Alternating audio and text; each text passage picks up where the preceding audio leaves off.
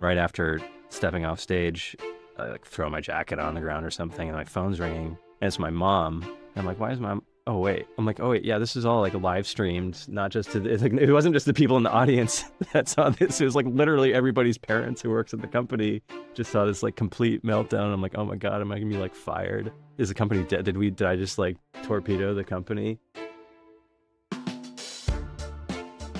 Welcome to Crucible Moments, a podcast about the critical crossroads and inflection points that shape some of the world's most remarkable companies. I'm your host and the managing partner of Sequoia Capital, Roelof Botha. In 2008, Drew Houston and Arash Firdausi launched a file-syncing product called Dropbox. Dropbox emerged right at the threshold when people were transitioning from one device connected to the internet to multiple. The company would go on to define the cloud-based storage and file-sharing market, offering users a simple, elegant product that stitched together their digital lives. Today, Dropbox serves over 700 million registered users around the world, with $2.5 billion in annual revenue. But to get there, the company ran the gauntlet, with forces threatening to crush it at every turn. Dropbox had to compete with the world's biggest tech giants, refocus its priorities after a period of viral growth, and ensure its longevity with a bet-the-company feat of engineering.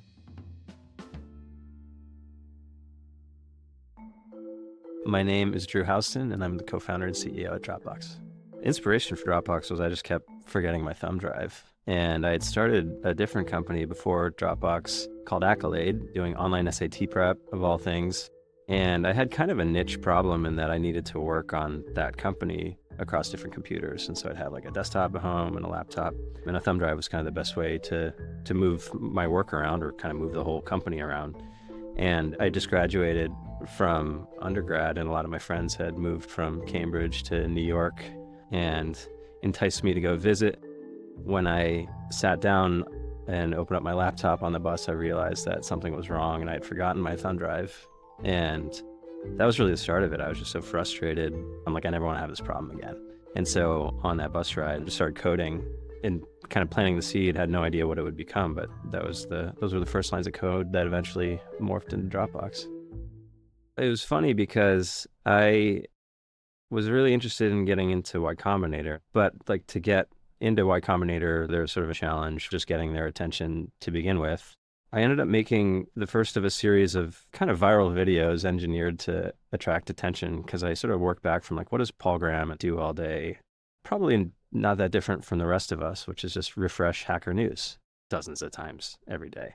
So I made a little video, kind of a video demo of the prototype, and it stayed on the top of Hacker News for 2 days. And then sure enough, I got an email from Paul saying, basically, your idea looks pretty cool, but you need a co-founder if you want to get into Y Combinator. And then the deadline to apply for that batch was only a few weeks away. So, in essence, I got an email from Paul saying like, I know you're not even dating, but you need to be married in 2 weeks if you want to get into the batch. So that set off this frenzied search for a co-founder. And a lot of co-founder stories start with, oh, we played t-ball together and met in, first grade. Arash and I didn't even know each other. I mean, we went to MIT together, it turned out, but had never met. That said, we had a mutual friend and he introduced the two of us. I met Drew at the student center at MIT, and he had this early prototype of Dropbox, which I was blown away by. It was really simple and elegant, and I was impressed that he had sort of put it together so quickly. My name is Arash Firdausi, and I am co-founder of Dropbox. We just had a couple conversations and he's like, yeah, this sounds cool. And then basically he dropped out of college a few days later.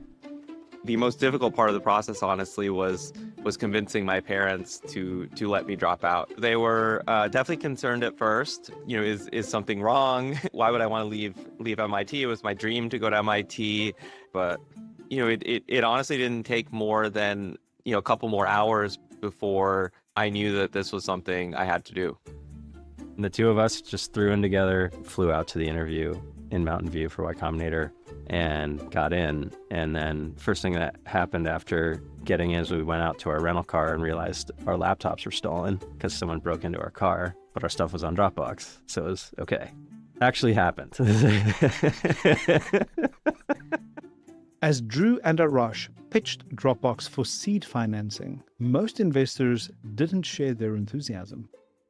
If you rewind back to 2007, around the time Dropbox was founded, I'd say there were dozens of would-be cloud storage companies. My name is Brian Schreier, and I'm a partner at Sequoia. It was a time when storage as a business had gone through, an extreme commoditization. So any business with the word storage attached to it was going to have a really hard time raising money from early stage investors. There were a lot of companies in this space, companies that had tried to build businesses out of backup products, sync products, version control. So what was different about Dropbox and why we would succeed when there were so many companies in the space? In addition to direct startup competitors, there was also the threat of the behemoths, companies like Apple, Google, and Microsoft. What was stopping them from building something just like Dropbox and leveraging their powerful distribution? When we met with investors, pretty common responses of, this isn't a very good business and it seems competitively doomed because aren't Google and Microsoft and Yahoo and everybody else going to do this? And I was like, yeah, I think so. But like my first angle into this problem was more as a frustrated user than as an entrepreneur. I was just like, because I tried all these other tools and they didn't work. They had real reliability problems and design problems. So investors would raise a lot of these concerns, but at the same time, I asked investors, I was like, I know there's a lot of tools out there that claim to do this. Do you use any of them? And they said no. And I said, isn't that interesting? And I mean, I think we were always living under the sort of shadow of the hammer of when's Google going to launch Google Drive? And that was even rumored before we had started. And when's everybody else going to launch a competitive product? But I recognize from a lot of my past experience that it's really hard to build a cross-platform file syncing system and cloud service reliably. And so I think coming back to the question of, do you use any of these services? They said no. And I thought, that's interesting because it's representative of an opportunity. Maybe the time has come for something like this. Drew and Arash dove into refining Dropbox. They were well aware of their competitors and of how prior file syncing products had let their users down. The founders were determined to hold Dropbox to a higher standard. Things like engineering rigor and correctness and getting the details right were really important. And Dropbox was one of those mission critical type engineering challenges where you can't have a bad day. There definitely was a lot of pressure to get it right. People were entrusting us with their most important information, whether it was personal memories or critical sort of business information. And we viewed it as completely unacceptable, to ever lose data, to ever lose a change to an important file. And a lot of competitive products were really sloppy in this regard. And so people would just not trust them. Another problem with the existing nascent cloud storage tools was that they were really hard to use or had a lot of knobs and dials you had to configure. And so we really thought a lot about how do you make the user experience as simple as possible, because this is a concept that's going to be pretty hard for people to understand. And Dropbox wouldn't spread as a concept unless it were easy to use. And so Arash and I both intuitively understood that and really valued it highly. And then so did the early team that we hired. In addition to unfailing reliability and usability, there were other critical technical decisions that set Dropbox up for success. There were two major innovations in the very early days of Dropbox that enabled them to compete with enormous companies despite the fact that they were a small startup. The first was they were one of the very first companies to standardize on Amazon's web services for their infrastructure. This was a time when Amazon Web Services, also known as AWS, was very new, and most technology executives were very wary of the idea of outsourcing their infrastructure to another player. But for a startup like Dropbox, the opportunity to pay as you go instead of racking and stacking servers was a huge opportunity to build the company that they envisioned without having to raise hundreds of millions of dollars out the gates. The second major innovation in terms of technology on the back end of Dropbox is they did something really, really smart. Drew and Arash came up with an algorithm that took advantage of the fact that there are only so many unique files out there. And so what I mean by that is if I share a PDF with 10 people, the previous cloud vendors might have stored that 11 times, one for me and one for each person that I shared it with. Dropbox is going to store that one time, but then write the software to know that that file is something that 11 different people have. Thereby, their storage costs are 1/11th of what a less smart solution might have been. And so this dramatically decreased the costs of getting Dropbox started and enabled them to compete with players who had much, much more scale. In the fall of 2007, impressed by the product and the prowess of its founders, Sequoia led Dropbox's seed round. But faced with encroaching competition from day one, the company's promising technology meant nothing if they couldn't rapidly attract a critical mass of users. One of the most important questions for early stage startups, especially in the consumer world where Dropbox started, is how are you going to acquire users? If a company can't gain users, it's a failure to launch. You never got liftoff. And so this is pretty important. How are you going to get this product into the hands of the right users? And it's something that many founders will feel a great deal of stress about. You can't just plan to pay for users because that doesn't scale. While in private beta, Drew and Arash began to think critically about how to tackle this crucible moment. How would they quickly get a meaningful number of people to actually use Dropbox?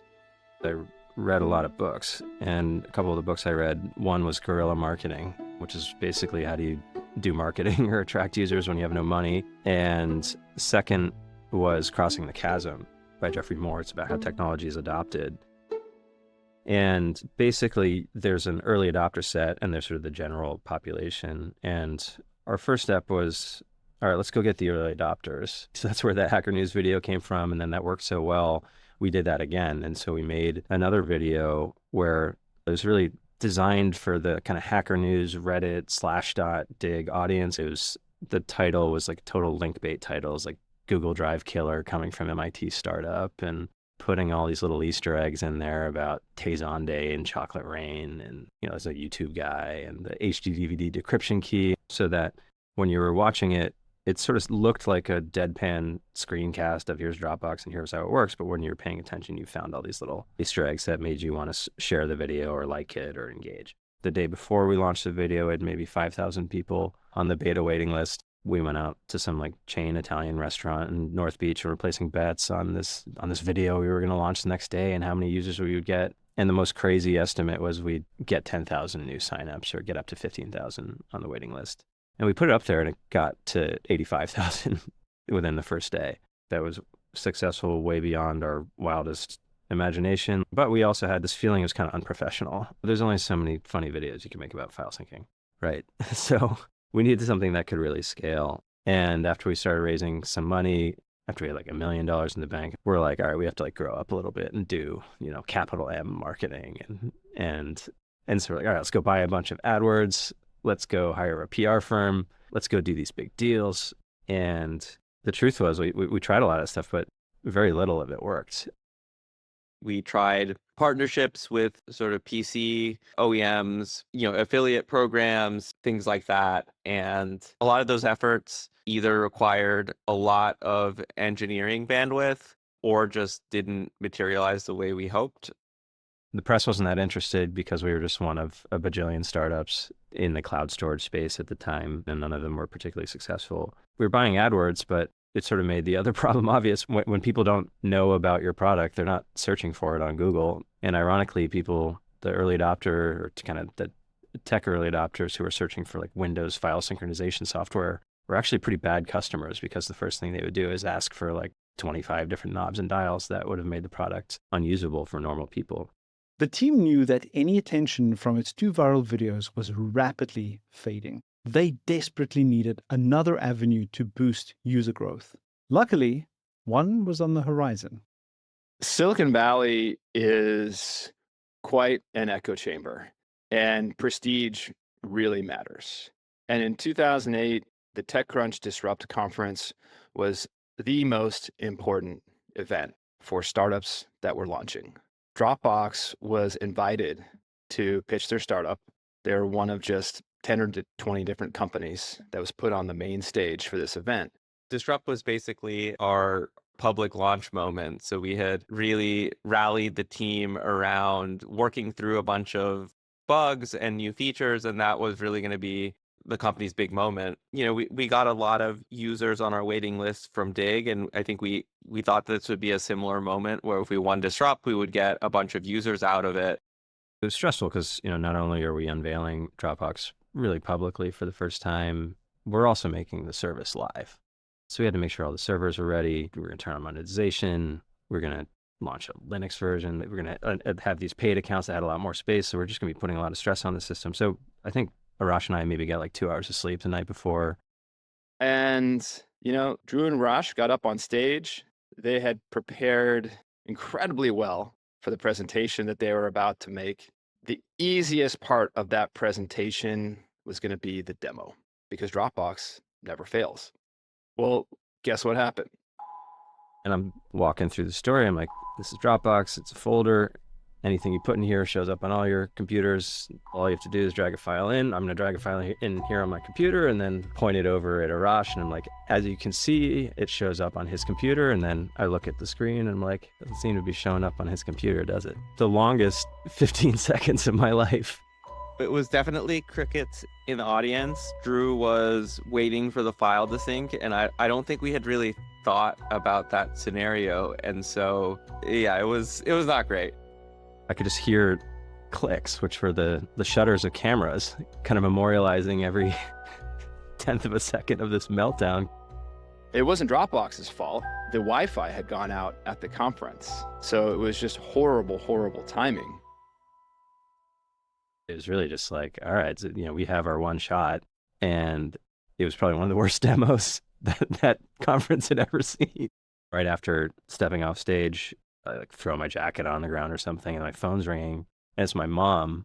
And I'm like, why is mom? Oh, wait. I'm like, oh, wait. Yeah, this is all like live streamed, not just it wasn't just the people in the audience that saw this. It was like literally everybody's parents who works at the company just saw this like complete meltdown. And I'm like, oh my God, am I going to be like fired? Is the company dead? Did I just like torpedo the company? My mom's like, oh, yeah, don't worry about it. It's going to be okay. I'm like, Mom, it's really like not going to be okay. Like, I don't know what to tell you. The TechCrunch Disrupt demo failure ended up being one of the most important early moments for the founders of Dropbox. A friend of mine called me and he was like, Drew, people are going to react to this how you react to it. If you're freaking out and losing it, everybody's going to freak out and lose it. If you're like, it's fine, let's just keep going, people are going to be like, it's fine, just keep going. And I just remember the sound of putting my key in the door after walking up the stairs, like the key into the office and the sound it made, and just opening the door and seeing everybody looking at me in a rush after this total failure of a demo. And I'm like, all right, I just like put this kind of mask on. I'm like, all right guys, like, how's the servers? Just didn't pretend like nothing happened, but tried to sort of move on. I think, it was definitely a setback, and we were worried about it at the time, but we sort of quickly shifted focus to just making the product better and really understanding how to engineer virality. And I think above all, what worked better than any other thing that we tried was the referral program. Our referral program was, if I tell you about Dropbox, it was this two-sided incentive where you would get some free space, I would get some free space, and that was inspired by an incentive program from PayPal where they'd give you $5 in cash basically if you signed up. And the two-sidedness was actually me misremembering. I thought maybe both the sender and receiver would get $5 if they signed up for PayPal. I don't think that was actually true, but I said it as if it were true a lot, and that's what we did, and it worked super well. I mean, we went from like 100,000 to 200,000 users in the first 10 days. We were blown away very early on just how successful the referral program was. I think that we basically doubled our growth rate overnight. And then as we made optimizations, it just kept compounding. And so we were just growing faster and faster. I mean, one of the things we learned early is viral growth is an exponential game, and it's also a game of inches, where reducing friction in every step of that flow from I start using Dropbox, I share a file with you, or I send you or I send someone else a referral, and then they have to sign up, and then around the loop goes. It's super important to remove as much friction from that and maximize the yield at every step of that. So we're always sanding down all these little rough edges of how do we increase the email deliverability a little bit, or let's try different color buttons, or let's try to remove a step here. We were big fans of just getting people off the street and off Craigslist to test a lot of our key flows. We learned a lot through just having people come in, and we got a lot of really helpful feedback from those studies that we used to iterate on the product. We were a bunch of engineers from MIT, and so I think we just had a pretty skewed perspective of what people understand about how software works and people's mental models around the file system and files and installing things. So, it helped us understand what we needed to do to make those flows as simple and intuitive as possible. Once we got the viral loop started, it didn't stop. We had this little office above the Walgreens on Kearney Street, and every time we hit a user milestone, we'd put a new printout of 5,000, 10,000, 50,000, 100,000, and then at some point get to 200,000, 500,000, a million, 2 million, and then we just had keep going on the ceiling, and kind of like that feeling of getting pressed into the back of your seat when pressing the gas in a fast car or something. We're just like, oh man, this belongs to the internet now. It was really hard to think of another company that was growing this fast. And what really surprised us was how fast it was growing given its category. This wasn't a social network. This was a company that helped you access your files, information, and share that with your friends. One of the most unique attributes of Dropbox history is they were cash flow positive almost immediately after their public launch. And this was just unheard of at the time, and it's very rarely repeated. It's hard to think of another company that launched like this. And being cash flow positive is a superpower for companies, especially for startups. It enabled them to scale the team. It was the ultimate validation that this was a great success and a real business. On top of that, being cash flow positive early on put Dropbox in the driver's seat in terms of its fundraising strategy. It meant that they didn't have to raise if they didn't want to. And so when they did want to raise, they set the terms and they did it quickly. On top of that, when they raised financing, they were able to do it in a way that was just much less dilutive than your typical startup. And that was really meaningful for the employees at Dropbox who really deserved it. Dropbox's growth had exploded, crossing 3 million users in 2009 and 50 million in 2011. But this success put the company squarely on competitors' radars. Google and Microsoft and Apple in particular had a very close eye on the company. So in many ways, it was a race for Dropbox to continue to scale while front-running the efforts of the larger companies to cut off its growth. And then, of course, it all got capped by the Steve Jobs announcement. My name is Sujay Jaswa, and I was the Vice President of Business and Chief Financial Officer of Dropbox. In June of 2011, in his last big speech, Steve Jobs announced iCloud, and the way he announced it was he said, "What are you all using today? Your Dropbox or something? We're going to change everything." I'm paraphrasing, but not a lot. And he then announced that when iCloud launched, it was going to be effectively our 5-year product roadmap. And that was going to happen in September. And so we're this tiny company, again, off to a good start, but a lot of things were challenging at that moment in time and fairly stressful. The question most investors are asking themselves of startups when they're evaluating them is some big company going to roll over and kill this company by announcing a new product? And certainly it felt like there was a pretty good chance of that happening in the summer of 2011. To position itself against competitors, Dropbox decided to follow the playbook of other ambitious companies and unlock the next phase of growth by moving into adjacent territories with new product offerings. To do this, they embarked on a series of acquisitions. We bought a company called Mailbox, which was the first mobile email client that really started to scale. They had a waiting list that had 1 million people on it. We hadn't seen that. Mailbox had really pioneered a lot of user interface and product features that were delightful from a user standpoint. It made managing your email so much better. Like being able to swipe on messages to archive them or snooze them, and just a lot of the basics of how you make a great mobile email experience. We had been talking for years at that point about being a multi-product company. Think of it as like, what is the mobile version of Microsoft Office? And we had never actually at that point launched a second product successfully. And so Mailbox was a real chance to demonstrate the business strategy at work in a way that we hadn't done before. In addition to Mailbox, the company acquired the photo sharing service Snapjoy.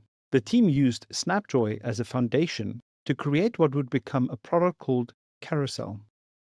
We started building this new photo app called Carousel because, especially as people are now taking more photos on their phone, in a lot of cases, those photos would kind of go nowhere and kind of wait to die because the photos were not backed up to the cloud. If you broke your phone or lost it, you had to like manually sync these things. So sort of back to a lot of the problems that we had started with. And I was really excited about the concept of, you should be able to have your whole life in your pocket. You shouldn't just be limited to especially back then, very like primitive amount of storage on the physical phone.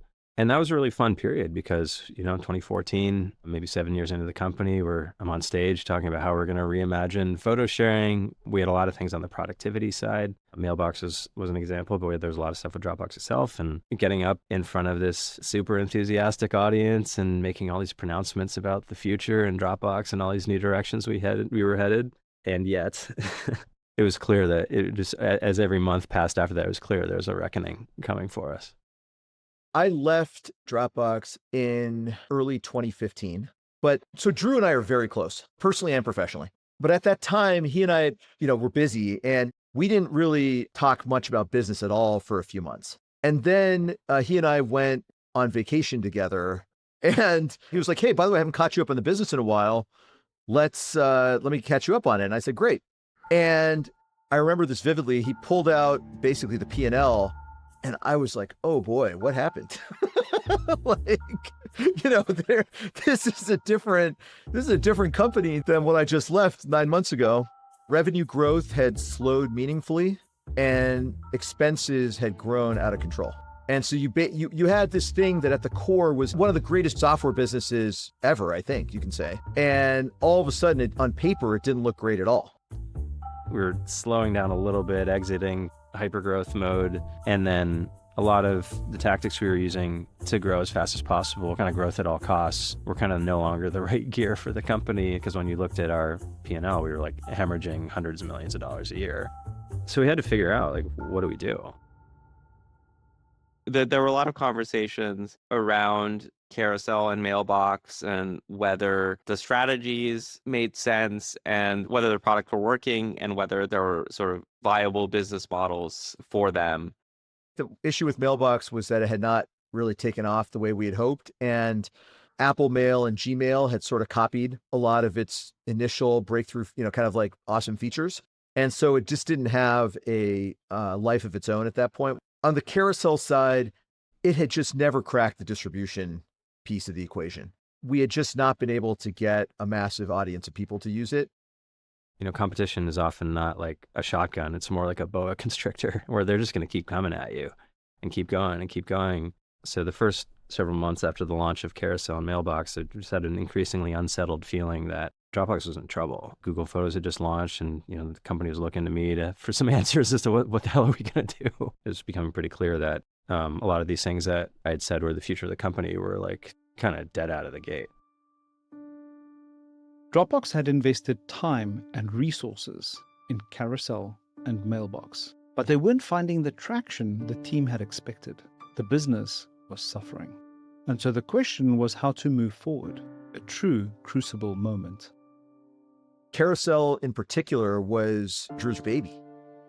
Carousel was really his vision. He was really passionate about it. One of the roles that I had to play is to just be really candid with him about what people's concerns were and what I thought that we should do. And, that was never a fun role to play, but I think Drew did view me as sort of a truth teller. And while in certain cases I would tell him things that he wouldn't want to hear, I think he always knew it was coming from a good place. Ajay, who was, I think at that point, the CFO, and Dennis Woodside was the COO, and Brian, we were all kind of like all hands on deck to try to support Drew in figuring out what to do next. And Drew, to his credit, I mean, he made the tough decisions that were required to get the business back on track and be a great business. A friend of mine reminded me of a page in a book called Only the Paranoid Survive, which I had read and then reread over that 4th of July, 2015. And basically what it says is CEOs, when they're going through some kind of strategic inflection point for their companies, often want to like hedge and have lots of options, but really what you want to do is focus and put all your eggs in one basket. And then, per the Mark Twain quote, like put all your eggs in one basket and watch that basket. And the book, it's really about the story of Intel going through something that actually is pretty similar, where Intel didn't start out in microprocessors. They started out as a memory company. And suddenly competitors were catching up at a much faster rate and customers were abandoning them suddenly, and they knew they had a problem. And there's this scene in the book where Intel had memory business and they had this nascent microprocessor business, but the microprocessor business was basically zero. And they're basically confronting the question of like, if we were consultants to ourselves, what would we do? And they said like, well, obviously we'd get out of the memory business and put all our chips on this sketchy microprocessor thing. Sounds easy, clearly worked in hindsight, but it's like Google saying we're going to get out of the search business, right? Or like Dropbox kind of getting out of the storage business. Like, what is that? How do you even do that? But what I took from that was like, we really need to focus. And I really had to think about like, why does Dropbox need to exist? We thought about Dropbox as a place to sync your files, but some customers, when we talked to them, were like, yeah, I don't really, Dropbox keeps but I don't think about Dropbox as keeping my files in sync. I think of Dropbox as keeping my team in sync. Dropbox is like where I go to work. It's like my studio. It's like my workspace. It's like my office. And it's awesome. I can work from anywhere. I can collaborate with all these people around the world. And they just gave us like very different metaphors for how to describe what we did. And I was like, I think we can build on this. I'm like, we definitely need to focus on collaboration.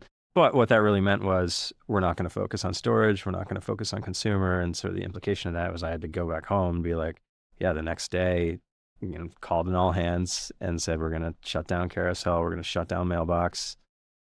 The hardest part of shutting down a product is the team that's working on the product. It's not because you're going to let them go or something like that. It's because it's a public acknowledgement within the company that the product didn't work. And oftentimes there is a big difference in perception from outside the company than from what people inside the company think. Oftentimes by the time you get to the point where it's the moment to shut down a product, everybody inside the building is waiting for you to do it and thinking, what took you so long? But outside the building, the critics pass judgment and just focus on failure. The press was an interesting thing for me to observe from the outside. A lot of the press was oriented around $10 billion company that isn't good. The press kind of latched on and, we were the first dead decacorn. Those kinds of articles started coming out and, just couldn't really get the monkey off our back for a while. And then that made recruiting really difficult and sent us into a bit of a tailspin. As painful as it was, following the recommendations of the book, like don't hedge, just shut everything down. We need the company to focus. It was an extremely painful, but ultimately necessary decision. But there was a lot more work to do. Once we killed Carousel and Mailbox, we just had a lot more resources and ability to focus on collaboration and work-related use cases. And so we focused on those use cases and really started to dig into what the most important workflows were around Dropbox and how we could make those better. That meant things like improving the document previewing experience or commenting workflows, adding more sort of knobs and dials around document sharing. And so, a lot of these things were things that people had been asking for sort of years, but we just weren't able to sort of get around to. Being able to shed that part of the business meant we could really clean up a lot of the fundamentals. And So pretty shortly thereafter, we set a course to be free cash flow positive in 2016, and we actually managed to do it. So we were able to drive a lot of change pretty quickly, but it did represent kind of getting out of our teenage years. It's reaching the end of our teenage years as a startup and really having to professionalize the company and bring in experienced management and grow up in a lot of ways. One of the things that I would say is that before Dropbox, the bar for business software was really low. Those of us who are around a couple decades ago probably remember when there was a dramatic difference between the software that came with your Mac and the software that you had to go use at work. And one of the reasons Dropbox accessed the business market was because people realized that they should have just as good of software and just as good of an experience at work, if not better, because they're paying a lot more for it. And so it's one of those moments where Dropbox wiggled its way into a new market, and they really changed expectations for business software forever. Now, if you're at work, you expect the same or better experience from Dropbox or Figma or Notion as you would from the apps on your iPhone, and you won't tolerate any less. I think that we have Drew and Raj to thank for that. One of the enabling technologies for Dropbox's initial success was the emergence of cloud infrastructure with Amazon Web Services. But a handful of years into Dropbox's journey, the company reached a scale where it began to consider whether this dependence was a liability. Dropbox had been founded on the realization that a startup could compete in a scale game by building on top of Amazon Web Services, building on someone else's infrastructure. In the early days, that was really helpful because it allowed us to focus our engineering on just improving the product, building apps on multiple platforms and just generally being able to move as quickly as possible. But eventually, storage was just such a core part of what Dropbox did that we realized we could both build a better user experience, but also save a lot of money if we built our own infrastructure. What we realized was that controlling the infrastructure would allow us to build in a way that would make it impossible for anyone else to compete on the cost, and ultimately would lead this thing to being a 70 to 80% gross margin business, which makes it look a lot like a pure software company. I think the same kind of, 20-something hubris that led us to go launch into fighting with these guys in the first place on the app side with Dropbox, plus a lot of the engineering horsepower that we brought to solving the first problem. We're like, why can't we do this ourselves? And so we started this initiative called Magic Pocket to try to see if this was possible for us to be self-hosted. Dropbox's decision to pursue Magic Pocket was perhaps the biggest turning point in the company's history.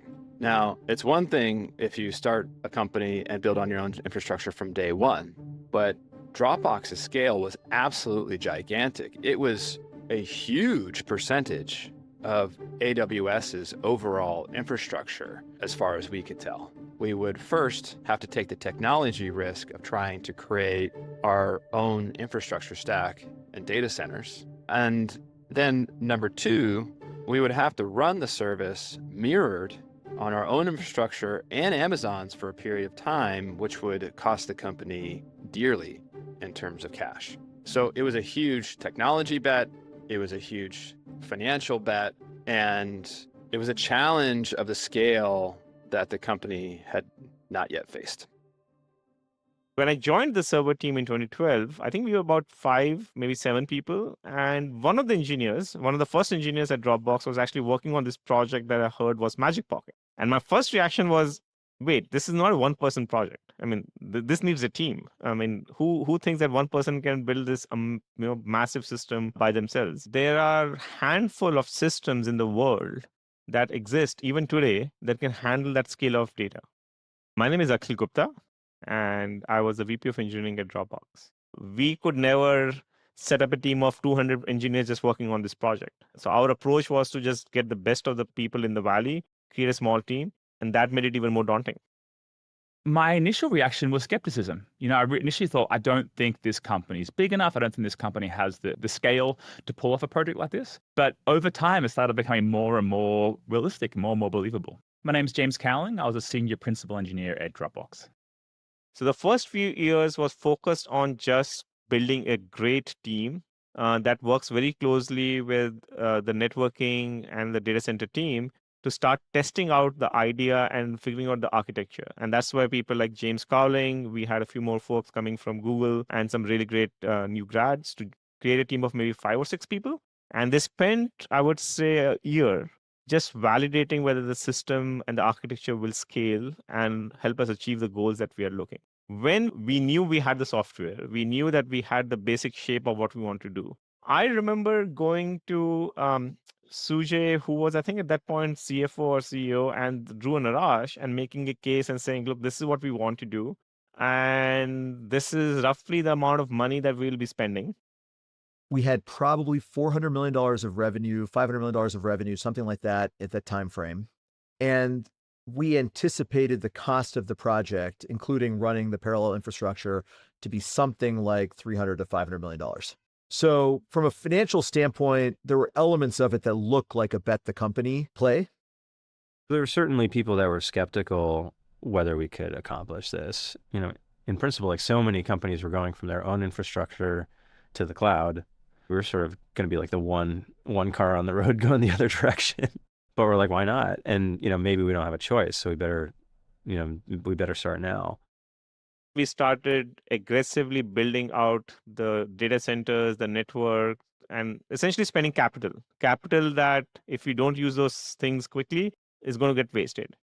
So you can imagine we have a very small team that has to move very fast. We built the main storage system software-wise in a period of 6 weeks, which is almost hard to believe, but we had a prototype written in Python before then. We rewrote the whole thing in Go in 6 weeks, and we had a big countdown clock in the office above our desks, and we just coded nonstop for 6 weeks. But an additional challenge was we're working with new hardware technologies at the same time. So this is not the kind of situation where you kind of walk into Best Buy and buy a bunch of hard drives. You have to have a big, huge, multi-$100 million contracts with hardware suppliers. And there's also just the thing that I loved about it was where software meets the real world. Like you can have a great idea in theory, but there was a point in time where we were bringing up to 40 racks per day of storage into the data center. And I'd get a message from the data center team saying, we can't bring them in. The loading dock is full. So, we're going to go back to the drawing board and rethink about how we're going to scale up. Or there was a point in time where 2 trucks crashed in 1 week that were carrying hardware, and we had to keep growing the system or we'd miss this deadline. An added complexity was that Dropbox's contract with AWS was up for renewal. A new contract with higher prices would go into effect in 6 months. The team set out to beat that timeline to be fully migrated off AWS. The cost of delaying the migration beyond that 6-month window would have been extremely high. And as you can imagine, that means there's a clock ticking, but we also have to make sure the systems are stable. We had to go through what we constructed ourselves, like a proving period we called the dark launch. So we had this little contract of all these requirements we had to hit, and we had to run the system for 3 months without any operational incidents, without any errors, to convince ourselves that we were ready for this. We were mature enough to be able to delete this data from S3. The team made it halfway through its self-imposed 3-month target, and then they found a bug. You have to imagine where the engineers have been working weekends, nights, and they are seeing that in 3 months we will declare victory, and then they hit a bug. That was a little bit more demotivating for the team, but the team stepped up. I felt proud that they were honest to themselves. They said, look, we have a bug. We did sign a contract with the leadership that even if you find a bug, even if it is a small bug, and it was a very small bug, by the way, we will reset the clock.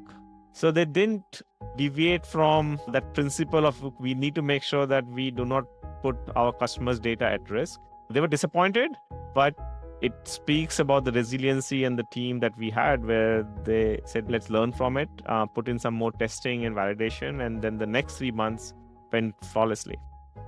In March 2016, Dropbox announced its successful migration off AWS.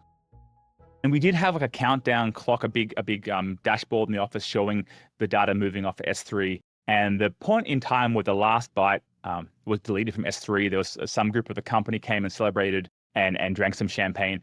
I missed this. I was interviewing a new member for the team. And I think maybe that's a little bit emblematic of how we felt at the time. That was great. And we celebrated for half an hour. And then we looked at each other and said, well, I guess we've got to own this system now. And so there wasn't this sense of you build it and you're done, right? There was a sense of we built it, it worked. Now we have to take on the responsibility of maintaining the system and continuing to optimize the system, continuing to scale the system. And so maybe that's an anticlimactic answer, that there wasn't really this big moment of relief, but there was a feeling of satisfaction that we've built something that now we have to keep on owning. The decision to move to Magic Pocket was sort of a transformative from a financial perspective, allowed us to drop our margin significantly and make us a much more attractive company in the public markets. So when the company went public, I think it was obvious to not just the Magic Pocket team, but to everyone in the company that one of the big reasons that the IPO was so successful and the company even today is profitable is because of this team. And I would actually say when we went public, the joy, the pride, and the sense of achievement this team had was one of the best. It probably was even more than what they had when they finished the migration, because that was the business impact and the validation that we were working toward for 4 years. Today, Dropbox has over $2.5 billion in annual revenue, over 18 million paying users, and 500,000 business customers, a scale few imagined possible back in 2007. The company has continued to develop its services for work and collaboration, including products and tools that leverage AI. What's happening in machine learning and AI is just super exciting. And I've been following it for a long time, and engineering is still my first love. I mean, I've been coding since I was a little kid and kind of back to coding like a little kid on weekends. And in a lot of ways, Dropbox is solving the 2024 version of the problem we started with, because in the beginning it was, I forgot my thumb drive, but the problem I really had is like, I can't find my stuff, I can't organize my stuff, I can't share my stuff, I can't secure my stuff. Kind of funny, you fast forward to today, it's like you actually have a lot of the same genre of problem. Like, I can't find my stuff at work, can't organize it, can't share it, security challenges. So problems are the same, the shape is a little bit different. So 100 files on your desktop have turned into 100 tabs in your browser. And for years, we've thought about like, why is it easier to search all of human knowledge with Google search than like my company stuff or my own stuff? And Dropbox is really well positioned to solve that problem. And it's a pretty natural evolution for us to go from syncing your files to organizing all your cloud content. And AI and generative AI have opened the door to create some really awesome experiences that I've wanted to build for a long time, but can actually become real. So the first example of that is we have a new product called Dropbox Dash, AI-powered universal search. So it'll search not just your files, but your Google Docs and your email and your Slack and your Salesforce from one place. And I mean, it's a fascinating transition from kind of being this like hypergrowth thing to this like profitable, low growth company, and then investing for growth again, and reaching the top of one S curve, trying to grab onto another. But we're just in the first inning. There aren't very many good things about getting older, but one thing that is good is perspective, and having been able to see and kind of ride a bunch of different waves, see a bunch of different cycles. And we're in the most exciting part of these cycles, because every 10 years or so, the kind of concrete unfreezes, and then, old buildings get knocked down, new franchises get built. Everybody's kind of figuring it out. And that's the kind of thing I love. That's the kind of puzzle I love to solve. I always think about, all right, a year from now, 2 years from now, 5 years from now, what will I wish I had been learning today? And some things are pretty tough. Like, you're not going to be a great manager or leader in the next 2 weeks any more than you'll be a great guitar player or great surgeon. But, over 2 years, 5 years, 10 years, you can grow a lot. And so I think thinking about that exponential learning rate probably makes a difference between the founders that make it and the ones that don't.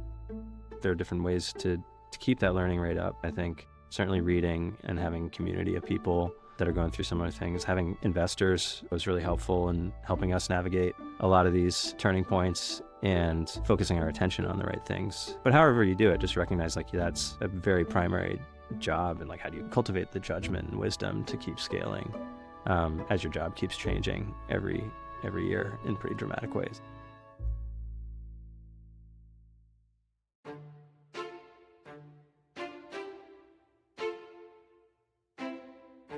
This has been Crucible Moments, a podcast from Sequoia Capital.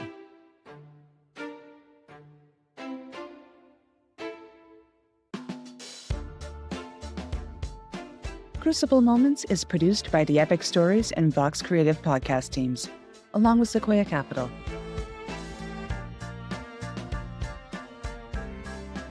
Special thanks to Drew Houston, Arash Ferdowsi, Brian Schreier, Sujay Jaswa, Akhil Gupta, and James Cowling for sharing their stories.